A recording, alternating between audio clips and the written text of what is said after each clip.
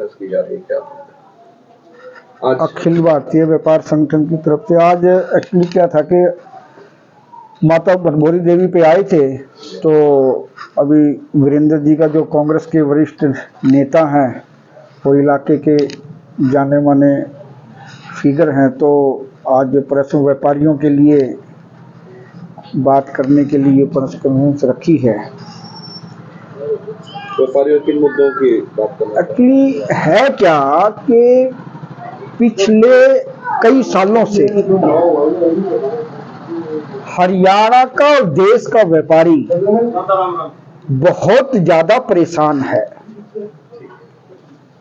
चाहे वो ऑनलाइन जो बिजनेस में बढ़ोतरी हो रही है, जो छोटे छोटे दुकानदार, जो छोटे छोटे व्यापारी हैं, मैं उनकी बात कर रहा हूं, जो छोटी छोटी इंडस्ट्री है।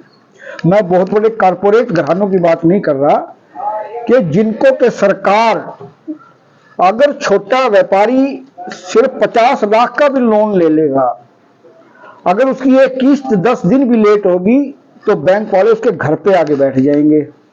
और जो बड़े बड़े कारपोरेट घराने हैं, उनके सरकार ने, जो मौजूदा सरकार है बीजेपी की सेंटर में और प्रदेश के अंदर, उनके 16-16 लाख करोड़ रुपए, जिनके पास पैसा है बहुत ज्यादा, उनके 16-16 लाख करोड़ रुपए राइट ऑफ कर दिए, माफ कर दिए। मतलब ना किसानों के माफ किए इस सरकार ने, ना छोटे व्यापारियों के माफ किए, लेकिन जिनके पास पहले ही कोरोना काल में, देखिए कोरोना काल के अंदर छोटा व्यापारी मरा है, छोटा किसान मरा है, और जिस पे पैसा था उसका पैसे की ग्रोथ और ज्यादा बढ़ गई। तो इस सरकार की जो पॉलिसी है, छोटे व्यापारी को, छोटे किसान को, छोटे दुकानदार को खत्म करने की और बड़े बड़े कारपोरेट की बढ़ावा देने की, इस सरकार की जो, इस निकम्मी सरकार की जो पॉलिसी है, उससे पूरे देश का और हरियाणा का खास करके व्यापारी बहुत ज्यादा संकट के अंदर है। तो ऐसे में क्या व्यापारी क्या कुछ कदम उठा रहा है अभी? व्यापारियों ने मन तो बहुत पहले से ही बना लिया, लेकिन अब व्यापारी, जो छोटा व्यापारी है हरियाणा का, वो तैयार बैठा है कि मैंने वोट की चोट से, क्योंकि इस लोकतंत्र के अंदर अगर सरकार को बदला जा सकता है, अगर सरकार को किसी तरीके से मतलब चेंज किया जा सकता है, तो वोट की चोट से ही किया जाता है। ये लोकतंत्र के अंदर व्यवस्था है। व्यापारियों का ये मानना है कि वोट की चोट से करें, तो ऐसे में भाजपा 400 पार का नारा दे रही है कि बात। ये जो भारतीय जनता पार्टी है, जो आम और हरियाणा का, तो मैंने अभी देखा, मैं गांव में भी गया, मैं छोटे छोटे शहरों में भी गया, वो अब इनके बोले जी ये नया जुमला हो रहा है 400 वाला, क्योंकि उन लोगों ने देख लिया काठ की हांडी बार बार नहीं चढ़ती। ये आप लोगों को भी पता, छोटे से किसान को, मजदूर को, दुकानदार को, सबको पता है। वो जो काठ की हांडी थी, वो पहले 75 पार में भी लोगों ने देख ली, वो 200 पार बंगाल में भी देख ली। अब लोग ये कह रहे हैं कि भाई और मजाक नहीं, बस हमारे साथ करो। बस वो हाथ जोड़ के खड़ा, बोले बस अब आप आ जाओ। वो वोट की चोट से, वो बल्कि एक चीज और कह रहा है, बोले अगर किसी तरीके से जो ये मशीन है ना, अगर ये ना हो और ठप्पा लगा के अगर करना पड़े, तो बोले चला ऐसा जोर से मारेंगे, बोला मजा आएगा तब। यानी ईवीएम का विरोध है? नहीं नहीं नहीं नहीं, उसके अंदर गुस्सा भरा हुआ है, दुकानदार में, मजदूर में, किसान में, और जो छोटे इंडस्ट्री वाले हैं, उसका जो गुस्सा बोला, उससे बटन से बोला मजा नहीं आ रहा, बोला अगर ठप्पा लगाना पड़े ना, उसमें जरा थोड़ा सा गुस्सा हमारा ठंडा हो जाएगा। तो कौन सी पार्टी लग रही है आपको आने वाली सरकार बना पाएगी?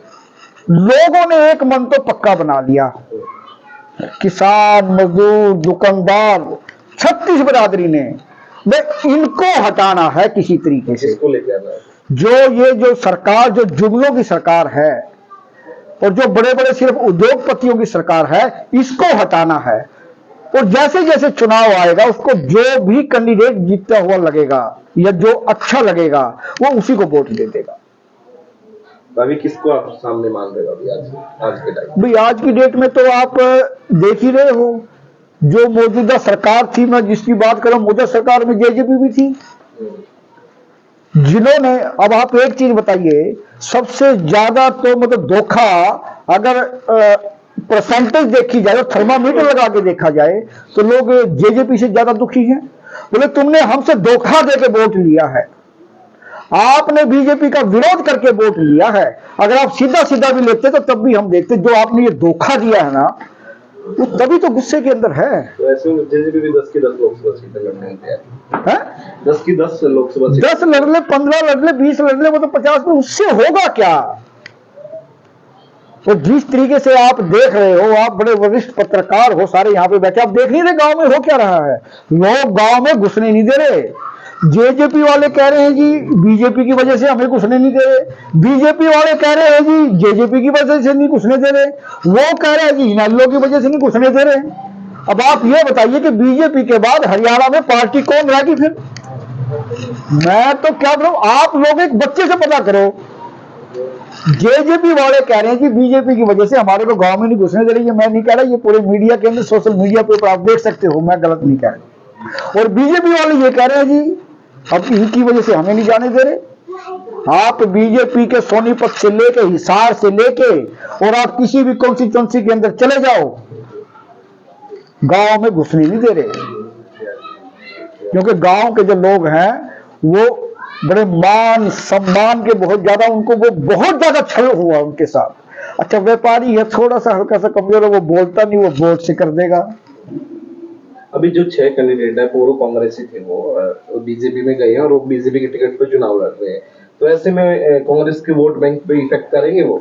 कैसे, मैं समझा नहीं, कौन जा रहा है कौन आ रहा है? जैसे कि जो पहले पूर्व में कांग्रेसी थे अभी बीजेपी के अंदर गए हैं। कौन गया हरियाणा में? हरियाणा में जिंदल अभी गए हैं। तो वो ऐसे में क्या उसका जो अपना वोट बैंक है वो बीजेपी में लेके जाएंगे? मुझे एक चीज समझ में नहीं आ रही, 2019 के अंदर जिन्होंने अब लिया अपनी पार्टी में, ये तो इसको सबसे ज्यादा भ्रष्ट बोल रहे थे जिंदल को। ये तो कह रहे थे कि जिंदल ने सारी खदान जिंदल खा गया, सारा और खा गया। अब सबसे पहले इलेक्टोरल बॉन्ड उसी ने लिए। तो क्या लोग ये सोचते नहीं है क्या? हरियाणा का एक एक आदमी, जवान से लेके, बच्चे से लेके, बुजुर्ग से लेके, अब वो हरियाणा नहीं रहा से 50 साल पहले का कि जो जागरूक है, वो मौका देख रहा है कि एक बार आ तो जाएं, फिर हम बताएंगे कि कौन जीत रहा है और कौन हार रहा है। नाम और डेजिग्नेशन बता दीजिए। सतीश बंसल, डेजिग्नेशन बता दीजिए। व्यापारी, अखिल भारतीय व्यापार संगठन अध्यक्ष। आज के टाइम पे किस तरीके का ग्राफ कांग्रेस पार्टी का बढ़ रहा है? क्योंकि लोकसभा चुनाव का डंका ही बढ़ गया, लेकिन ये भी कहा जा रहा है कि कांग्रेस पार्टी के पास कैंडिडेट नहीं है, इसलिए वो अभी तक मैदान में नहीं उतार पाई। ऐसा है, जहाँ तक ग्राफ की बात है तो ये तो आज मतलब बच्चे बच्चे की जुबान पे है कि कांग्रेस पार्टी प्रदेश में और देश में दोनों जगह सरकार बना रही है। तो ग्राफ तो आज पूरी तरह से कांग्रेस का मतलब जंप लगा करके आज हाई लेवल पे है। और जहाँ तक बात है कैंडिडेट की, तो ऐसा नहीं है कि कांग्रेस के पास कैंडिडेट नहीं, कांग्रेस के पास तो हर कॉन्स्टिट्यूएंसी में अनेकों सैकड़ों कैंडिडेट जो जीत सकते हैं वो लाइन में खड़े हैं। और जहाँ तक देरी की बात है तो मैं समझता हूँ ये कोई पार्टी की अपनी अंदरूनी रणनीति होगी जिसके तहत थोड़ी बहुत देरी हो रही है टिकटों के का फैसला होने में। लेकिन आजकल में संभावना है कि आजकल में पार्टी टिकटें डिक्लेयर कर देगी। अब की बात कह रहे हैं 400 पार और मोदी सरकार तीसरी बार, मोदी सरकार का नारा निरंतर जो भाजपा वाले लोग, तो आप लोग किस तरीके से देखते हैं? 400 पार वाला तो इनका जो नारा था वो फेल हो चुका, क्योंकि लोग समझ चुके हैं ये जो जुमला था इनका तो बार बार नहीं चलता है। पीछे ने हरियाणा में जुमला फेंका था कि अब की बार 75 पार, तो अब तो लोग इनको 200 भी अगर ये पहुंच जाए तो बड़ी बात होगी। तो 400 पार वाला इनका नारा जो जनता ने नकार दिया सिरे से। क्या कारण है, क्या इसकी वजह क्या है कि 200 भी जब बता रहे हैं कि नहीं जा पाएंगे? इसकी वजह तो कोई एक वजह हो तो मैं बताऊं, वजह सैकड़ों वजह हैं। भ्रष्टाचार है, महंगाई है, और कहीं भी आज देश की इतनी बदतर स्थिति है कि हंगर इंडेक्स में अगर बांग्लादेश से भी नीचे दर्शाता है देश को आज आंकड़ों में, पाकिस्तान से भी बदतर स्थिति इंडिया की हो चुकी है। तो जनता जागरूक है, जनता को पता है। आज हर आदमी, चाहे व्यापारी हो, चाहे मजदूर हो, चाहे किसान हो, त्राही त्राही कर रहा है। किसी के जेब में 10 पैसे नहीं बचे। व्यापारी है वो कह रहा है कि मैं अपनी पूंजी खा रहा हूँ बैठ के, किसान है उसकी हालत, एक तो ऊपर से कुदरत की मार है, हर फसल के ऊपर कभी ओलावृष्टि है, कभी बारिश की है, और दूसरी तरफ पर किसान को मुआवजा देने में नाकामयाब है सरकार। या जेजेपी भी दावा कर रही है कि 10 की 10 लोकसभा सीटों पे लड़ेंगे और जीतेंगे। जेजेपी को कौन मना करता है? 10 में क्या, राजस्थान वाली 25 पे भी लड़ सकते हैं जाके, दिल्ली वाली 10 पे भी लड़ सकते हैं, 7 पे लड़ सकते हैं जाके। जेजेपी की हालत तो आपके सामने है, आप लोग भी तो कैमरे में देखते हो कि आज फलानी कॉन्स्टिट्यूएंसी में उसको गाँव में ने घुसने दिया, आज फलाने गाँव में घुसने दिया। तो जेजेपी की तो हालत बहुत ही बदतर है। चौधरी वीरेंद्र सिंह भाजपा छोड़े कांग्रेस में ज्वाइन कर दिए तो किस तरह का फायदा उठाना को? अगर चौधरी वीरेंद्र सिंह की वजह से फायदा होता तो भाजपा ही रखती उनको। अगर इतना फायदा वो देते तो भाजपा में ही रहते, भाजपा क्यों जाने देती? भाजपा को छोड़ के आए हो? छोड़ के नहीं आए, उनकी टिकट कटी है वहां से, और फिर टिकट के चक्कर में अभी उनको देख गया भाई कांग्रेस का राज आ रहा है, तो राज के लिए, राज भोगने के लिए फड़फड़ा रहे हैं, तो अब कांग्रेस में चलो। और लेकिन अब जनता इतनी पागल नहीं है, जनता जान चुकी है। कांग्रेस के अंदर जो एक तरफ शैलजा है, एक तरफ एसआर के जो ग्रुप है, तो इसका इस टाइम तक क्या रहेगा? लोगों के अंदर ये चर्चाएं भी हैं, विपक्ष भी कह रहा है कि ये गुटबाजी चल रही है। ऐसा है, कोई गुटबाजी नहीं कांग्रेस में। ये तो सिर्फ, या तो आप लोगों की देन है, एसआर के बना दिया, उधर दूसरा गुट बना दिया। कोई गुट नहीं, सभी कांग्रेसी हैं, सभी अपने अपने तरीके से लगे हुए हैं। हर क्षेत्र में हर नेता अपने हिसाब से कोशिश कर रहे हैं, और आज निश्चित रूप से कांग्रेस की प्रदेश में सरकार भूषण चौटाला कह रही कांग्रेस पार्टी वाले हमारा विरोध करवा रहे हैं, विपक्षी करवा रहे हैं जानबूझकर। कांग्रेस को विरोध करवाने की, दुष्यंत के विरोध करवाने की जरूरत ही नहीं है। अगर कहीं दुष्यंत खड़ा हो तभी तो विरोध करवाएंगे उसका। दुष्यंत तो है ही नहीं कहीं धरातल पे, तो दुष्यंत का तो मैं समझूंगा कि जिक्र चलाना भी बेवकूफ़ी होगी।